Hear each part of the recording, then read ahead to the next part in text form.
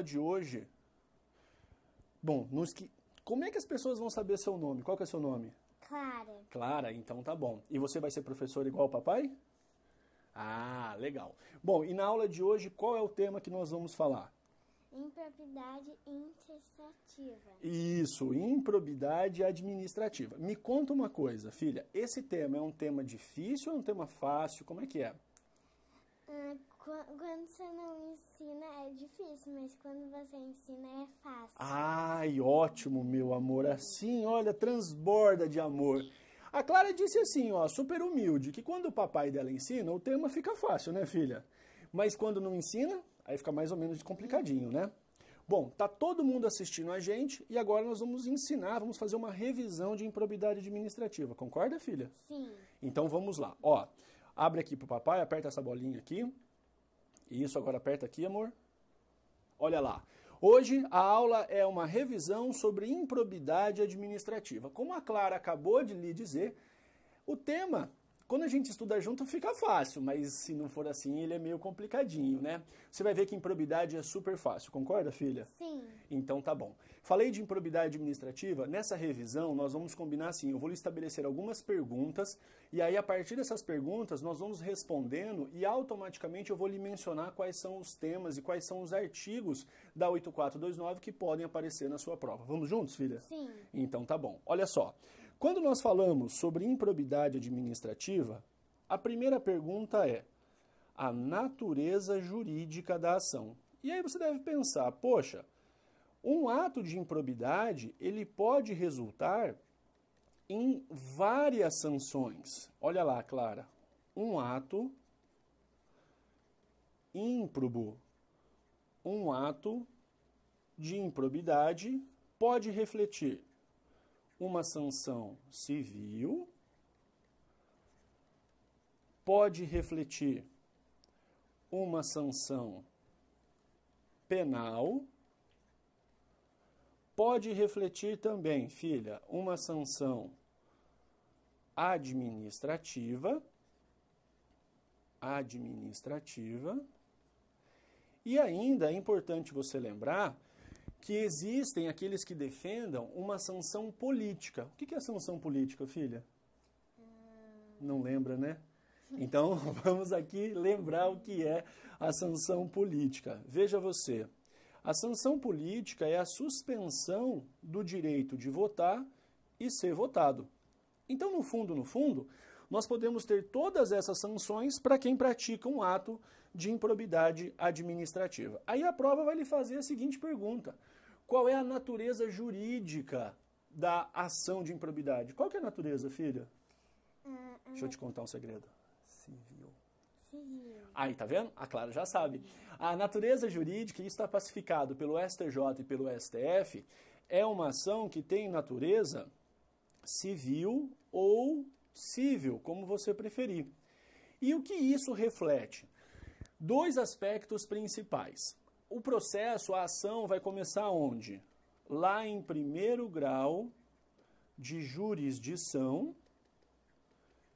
E um outro aspecto importante é que, diante da improbidade administrativa, cuidado, nós não aplicamos prerrogativa de foro, não aplicamos prerrogativa de função, ou seja, não existe o foro privilegiado. Sabia disso, amor? Não. Não? Então vem pra cá. Cuidado, ó, isso aqui é pegadinha. Não se aplica a prerrogativa de foro, não se aplica o foro privilegiado. E aí você pode perguntar, Barbieri, por que nós não aplicamos a prerrogativa de foro, o foro privilegiado? Porque esses institutos estão atrelados ao direito processual penal. E se eu falo que a ação de improbidade tem natureza civil, isso não existe. Então vai lá para o juiz singular, na vara civil, em primeiro grau de jurisdição. Perfeito? Agora tem duas perguntas que se complementam. Quem pode ingressar com a ação de improbidade administrativa e quem pode responder pelo ato de improbidade. Já estudou isso lá na escola, filha? Não. Não? A sua prof nunca lhe ensinou isso? Vamos aprender então? Então tá bom. Vem pra cá, olha só. Agora o ponto de número 2 e 3, eu quero já deixar as duas perguntas aqui para você. Número 2. Quem pode ingressar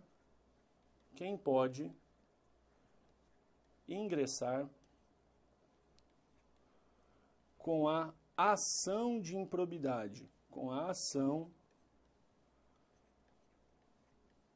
de improbidade. E aí, na sequência, a pergunta é: quem pode responder pela Lia? Então, muita cautela aqui. Como o nosso intuito nessa aula é revisar esse conteúdo, dá uma olhadinha no artigo 1º, artigo 2º e artigo 3º. Na primeira parte, veja lá, quem pode ingressar com a ação de improbidade? Separa para mim o artigo 1º da Lia, da Lei 8429 de 92. Ah, não falei para você, né? Mas na prova, quando nós falamos de improbidade administrativa, você basicamente vai precisar fazer a leitura do artigo 37, parágrafo 4º da Constituição Federal, é a base constitucional, mais a Lei 8429 de 92. Esses são os dois dispositivos fundamentais para nós dentro da improbidade administrativa. A Lei 8429 é carinhosamente chamada como Lei da Improbidade Administrativa. E olha só, quem é que pode ingressar com ação de improbidade? Duas pessoas. Ou a pessoa jurídica lesada, e o rol está lá no artigo 1º, ou então o Ministério Público. Cuidado, o cidadão não pode mover uma ação de improbidade. Ou o Ministério Público. O Ministério Público, você vai visualizar para mim lá o artigo 17 da Lia. E olha só a pegadinha. O Ministério Público, ele tem participação obrigatória. Participação obrigatória. Clara, me diga uma coisa. O Ministério Público pode ficar fora da ação de improbidade administrativa? De jeito nenhum. De jeito nenhum. A participação do Ministério... Boa, filha. A participação do Ministério Público é obrigatória. E o Ministério Público ou vai atuar como fiscal da lei, ou vai atuar sendo o autor da ação. Cuidado. Se o MP não participar, filha, o que acontece? Nulidade processual. Nulidade processual. Isso aí. Tudo. Isso aí, já era, né? Nulidade processual. Danou-se tudo, né, amor? Então, lembra, MP tem participação obrigatória sob pena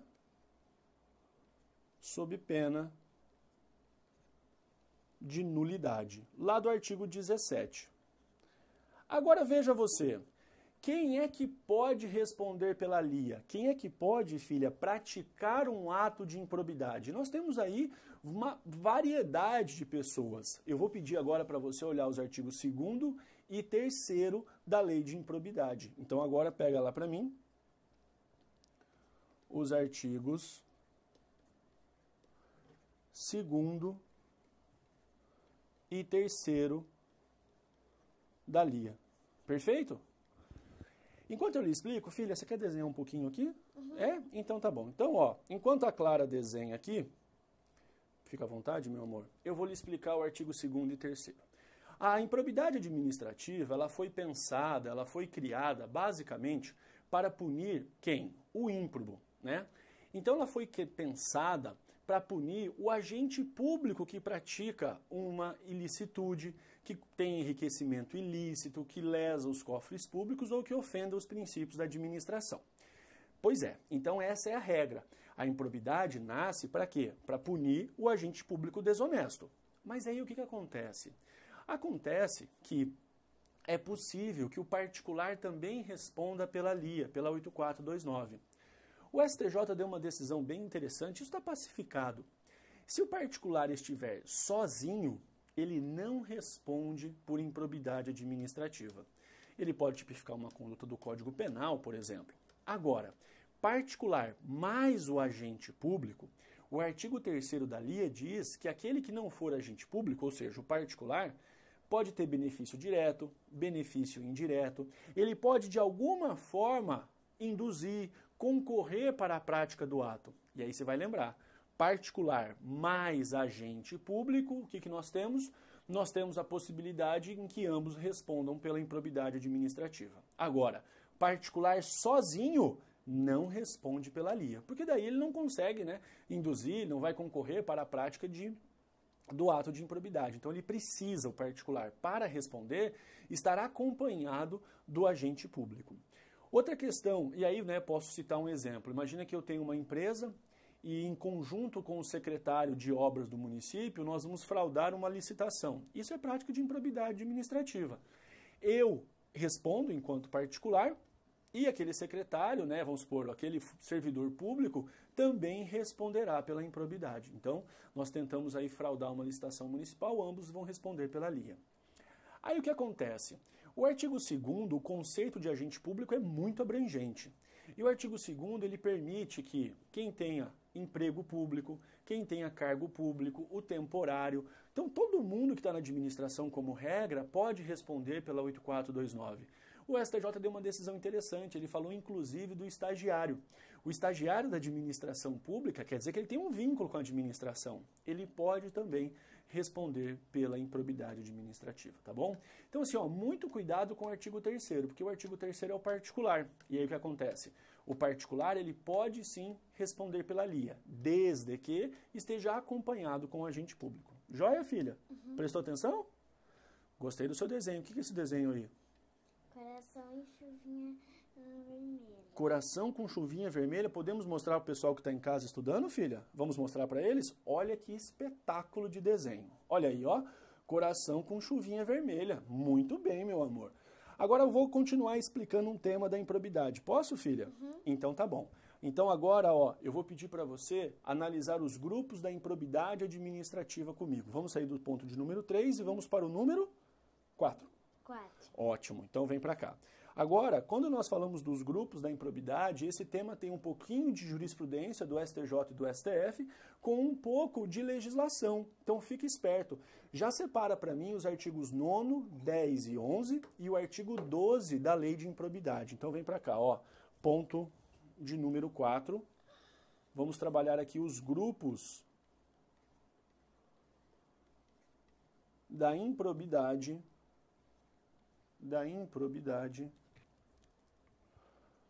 administrativa. Grupos da improbidade administrativa. Nós temos 3 grupos. Primeiro, segundo e o terceiro. O primeiro são aqueles atos que vão exteriorizar enriquecimento ilícito. O segundo é o grupo que reúne as condutas que, de alguma forma, essas condutas vão causam uma lesão ao erário, uma lesão aos cofres públicos. E, por fim, nós temos ainda o grupo da ofensa aos princípios da administração pública. Perfeito? E aí você diz assim, Barbieri, quais são os artigos? Aqui eu estou no artigo 9º, o primeiro grupo, aqui eu estou no artigo 10 e aqui eu estou no artigo 11. Bom, é uma revisão, então vamos direto ao ponto. Ô filha, me responde uma coisa que agora eu fiquei na dúvida. Quero saber se você já viu isso lá na sua escola. Para a prática de um ato de improbidade administrativa, pode responder o agente com uma responsabilidade objetiva ou tem que ser sempre uma responsabilidade subjetiva? Subjetiva. Viu que espetáculo? Já acertou na prova, já passou no concurso. A responsabilidade do agente público é sempre subjetiva. Então, cuidado, não existe improbidade do ponto objetivo. Não existe improbidade do agente público a partir de uma responsabilidade objetiva. É sempre subjetiva. Em outras palavras, o que tem que acontecer, filha? Tem que demonstrar o dolo ou a culpa. Concorda, amor? Sim. Ótimo. E aí como é que fica? STJ e STF pacificaram isso. Para que tenha enriquecimento ilícito, precisamos da conduta dolosa. Lesão ao erário, aos cofres públicos, basta a culpa. Então, imagina que eu sou contador da administração e no momento de fazer um balanço eu erro na conta. Eu sou contador, contabilista, errei na conta, eu agi com imperícia. Não domino a minha profissão. Isso é modalidade de culpa. Então eu posso responder por improbidade se o Estado acaba gastando mais, paga mais do que realmente deveria. Agora, ofensa aos princípios da administração, voltamos com o dolo. Então lembra, fica dolo, culpa, dolo. Moleza? Tranquilo? Outra questão importante, o rol do artigo 9º, o rol do artigo 10 e o rol do artigo 11 são meramente exemplificativos, não são taxativos. Outras condutas podem exteriorizar improbidade e lá não estejam inscritas. Então, cuidado. Quando nós falamos do rol aqui, ó, artigo 9º, 10 e 11, nós falamos de um rol exemplificativo, nós falamos de um rol aberto. Então, muita cautela. Não é rol taxativo, não é rol fechado. O rol é exemplificativo. Perfeito? Fácil. E aí nós temos que lembrar das sanções. O artigo 9º, o grupo do enriquecimento ilícito, ele traz o quê? Sanção grave.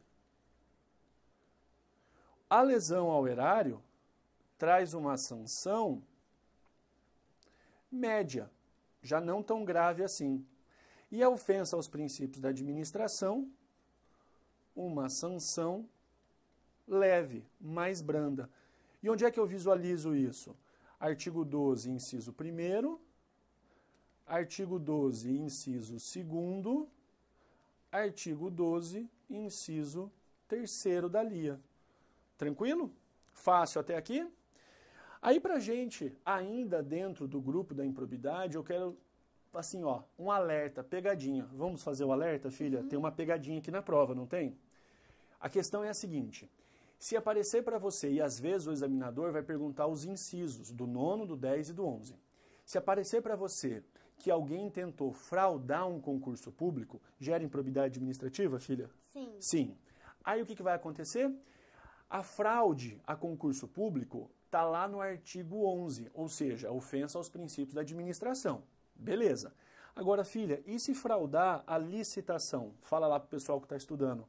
Vai ser ofensa ao erário, concorda? Uhum. Então, essa é a pegadinha. Concurso público está no artigo 11 e a licitação, ofensa, fraude à licitação, está no artigo 10. Muita cautela com isso.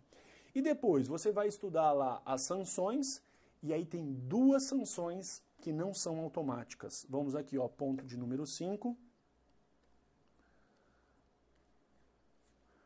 Quais são as sanções? Quais são as sanções não automáticas? Quando você visualiza o artigo 12 ele traz o rol das sanções. Mas é importante dar uma olhadinha lá no artigo 20, artigo 21, um dos dois ali, você vai encontrar que, cuidado, perda da função,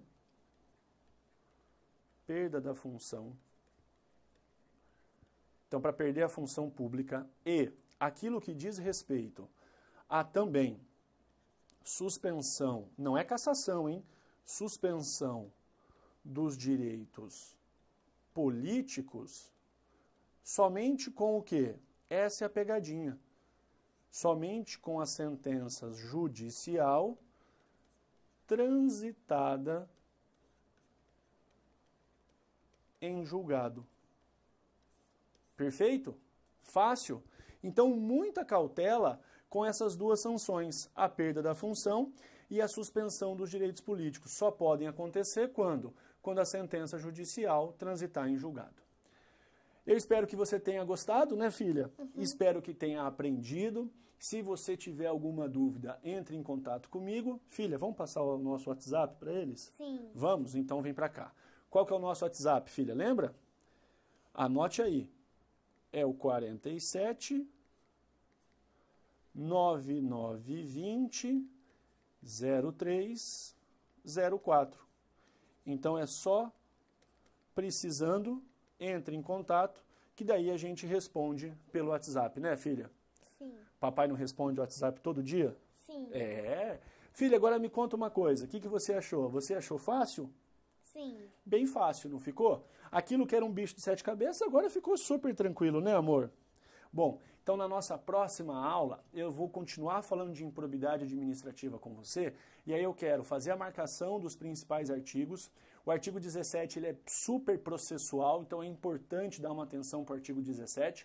Quero falar daí do artigo 23 da prescrição e nós vamos resolver exercícios. Eu vou lhe mostrar como é que CESP, FUNCAB, FCC, como é que esse pessoal está cobrando improbidade administrativa. Combinado, amor? Sim. Agora me conta uma coisa. Já sei que você quer ser professora. Pode contar pro pessoal aí de casa quanto que eu te amo? Tamanho do universo. Viu? Tamanho do universo. Amor, pai te ama muito. Muito obrigado pela sua presença aqui. Gostou de gravar a aula? Sim. Então fala para eles como é que tem que fazer para passar no concurso público. Continuar estudando, né? Sim. Pode desistir? Não. Então fala para eles, nada de desistir e tem que ter fé em quem? No Papai do Céu, não é? Então tá bom. Um abraço para você, tudo de bom, filha. Manda um beijo. Beijo. Mas olha lá para eles. Deu vergonha. Um grande abraço para você, ótimos estudos, sucesso na sua vida. E no nosso próximo vídeo eu volto para continuar trabalhando em improbidade administrativa. Combinado? Filha, muito obrigado pela sua presença aqui. Venha gravar mais vezes, tá bom, meu amor? Então, ó, sucesso nos teus estudos e pode ter certeza, estude até passar no concurso. Um grande abraço, gostou desse vídeo? Compartilha, curte, indica para os amigos e eu volto depois para a gente continuar em improbidade. Até lá!